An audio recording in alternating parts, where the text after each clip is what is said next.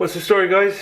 So Saturday morning, just getting ready to go to the gym. Gonna be in college for the day, so preparing some meals now. So I have the George Foreman on and kettle boiled. Just have my lemon water. I'd seriously recommend investing in a George Foreman if you prepare meals, say at the start of the week or halfway through the week, or just in general. Just allows you to cook a load of chicken or red meat in one go, as opposed to the grill can be a bit messy and stuff like that, and definitely if you're frying it. So yeah, I find the George Foreman's great, and if you're cooking steak burgers, stuff like that, gets a load of the fat off as well. But all the training is kind of taking its toll a little bit, so it looks like I have tendonitis in my left shoulder. I have tendonitis in my left elbow already, but looks like I have it in my shoulder now, which is a balls. And yeah, the recommendation is to stop training for 4 weeks. Now that isn't going to happen. I'm going to have a deload week. So deload week is basically where you just reduce volume and reduce the weight you're lifting on during your session, so it allows you to recover and rebuild. Now I'm not going to do that for all body parts, just my chest and shoulders, and hopefully it feels better by the end of the week. So I'm going to train, or not by the end of the week, by the end of 2 weeks, 3 weeks. I'm going to go train back and tries today, guys, so get a bit of footage in. I'll catch you later. Right folks, so got some steak mince and kidney beans and some brown rice. Chicken fillets grilled up from earlier. I'll probably have them later tomorrow. Got some green beans in the sink and some chicken and brown rice again.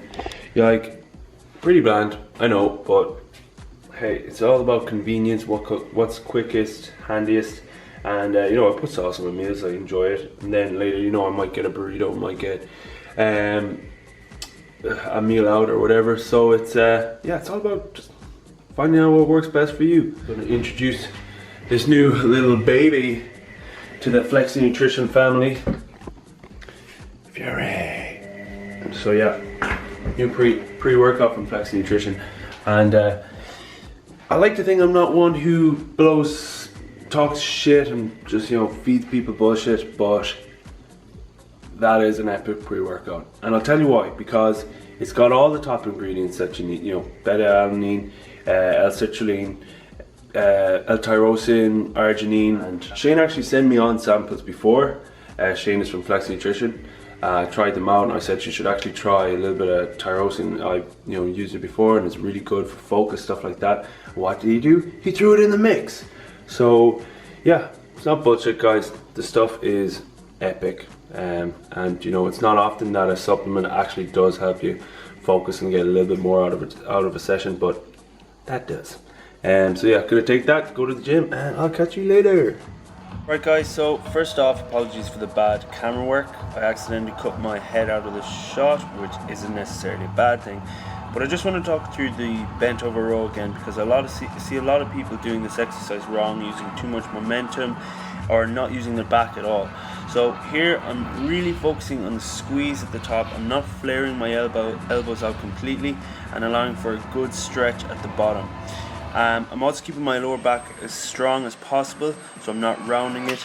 And don't don't push yourself to get more reps just for the sake of it. Next I moved on to a back exercise I really like, so the lat push down with the rope attachment. So here I'm focusing a lot on the stretch at the top of the movement and squeezing my lats when I get down to the bottom. So again, you don't necessarily need a huge amount of weight on this exercise, just really focus on feeling the right muscles work. This is an exercise that I really like for the back. It's just variation on the one arm row, just with the T-bar row equipment as opposed to a dumbbell, and it just allows for a much stricter form, a better squeeze and a better stretch at the bottom, because a lot of the time when you do one arm row you can use a lot of momentum or just lose focus on the muscle you're actually trying to work, whereas this kind of keeps it in a fixed movement. And then I moved on to a little bit of triceps. So I always start off with some cable work initially, because I have tendonitis in my elbow. I just feel this warms it up a bit, it loosens it up a little bit for the exercise after that. I'm really focusing on the squeeze at the bottom of the movement, stretch at the top, but that squeeze at the bottom I find is the most important part of when you're working triceps. And then I moved on to some straight bar skull crushes. So you can see very little weight on the bar, 2 5 kgs either side. That's part of the reason is because of my tricep. I don't want to flare it up or aggravate it, but you don't necessarily need a lot of weight for this exercise. I'm really focusing on the stretch, slow and controlled, time under tension. So 1 2 3 on the way down, up and squeeze. What's going on, guys? So back at the ranch, and had a fan-fucking-tastic session. Back in tries, I have to say it's probably my favourite session of the week. The shoulder didn't really give me any trouble whatsoever. Had a really good session, lifted quite heavy, but more importantly, I think with back a lot of the time, people want to lift heavy because it can use momentum, but I find when you just focus in on feeling the muscles you want to work, that is so much more effective. Not just focusing on the squeezing the lats, on the triceps, squeezing at the bottom of the movement, and yeah, had a great pump, had a great workout, so happy out. Having my post-workout Cocoa Pops, feeling absolutely great today. Sometimes you just wake up, do you ever get that? You wake up and think, yeah, today's gonna be a good day. I think part of that is because, once we got our research proposal in with college, we have bucket loads of work due next week and the week after, but it wasn't as intense, and it was kind of the first time since the start of the Masters that it was a little bit more relaxed, and had a good night's sleep, was chilled out when I was in college, and as a result I feel bloody great. So yeah, gonna have my Cocoa Pops and then head into college, so I'll catch you later, guys. What's the story, guys? So just home on the couch watching the World Cup final. I was gonna stay in college and watch on my laptop, and then I realized that was a dumb idea. So yeah, gonna enjoy this. Just got myself pretty sweet how times are changing in like petrol stations and supermarkets and stuff, the way they stock protein bars, protein shakes, stuff like that. So picked myself up a So Good protein bar, which is really tasty. Macros aren't great on it, but they're pretty solid. And then I got myself a Milk Pro one. So yeah, just snacking on those.